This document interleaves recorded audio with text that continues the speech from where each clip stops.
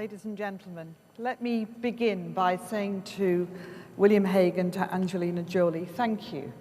Thank you not just for bringing us all here today, but for all of the efforts that you have put in over years to bring us to this moment and to put the prevention of sexual violence and conflict high on the international agenda.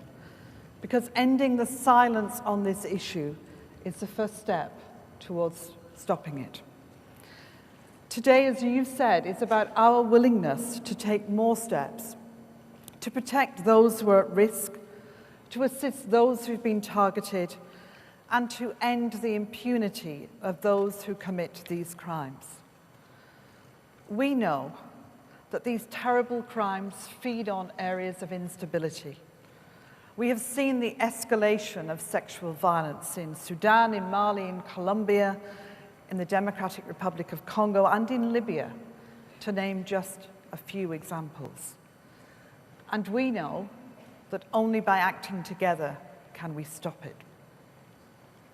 From the European Union, so many nations from the EU represented here today, we've been working with individual countries, with the United Nations, with the African Union, and with other organizations to bring about change. We support systematic inclusion of the prevention of sexual violence in every UN mandate. We fund activities to support victims and to prevent further crimes at national, regional, and international level. And we do this practical work based on 3 pillars. The first is to make sure we secure universal recognition. We need to highlight the seriousness and the extent of this problem. And that means changing attitudes and perceptions which are often deep-rooted. I have made this part of the everyday work of every operation we have around the world to systematically integrate human rights and gender considerations into every crisis management operation that the European Union launches. When we train soldiers in partner countries, we ensure that human rights are a central element. Our network of delegations have human rights focal points to make sure that in every country we are represented in, we report and we raise concerns. Our second pillar is access to justice and accountability. Some countries have laws in place that prevent and persecute conflict-related sexual violence, but many don't.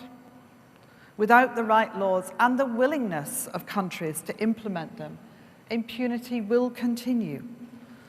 And that's why it's important in a practical way that we support and fund security and justice sector reform in a number of different countries, and why conflict-related sexual violence is explicitly reflected in that support. And our third pillar, the participation of women in mediation, in conflict prevention, and in peace building. It is vital. You know that women make societies thrive when they get full access to political and economic decision-making. We have, over decades, built a global network of civil society partners and community leaders, some of whom are here today. Last year, I hosted a group of women leaders from the Sahel, and I saw their determination to find solutions to the crisis and what was happening to them and their sisters and brothers in terms of sexual violence. They were inspiring.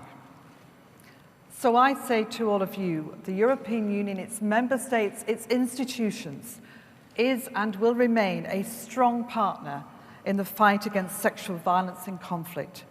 And we will work with everyone who is determined as we are to make this history rather than a terrible problem of our present. Thank you.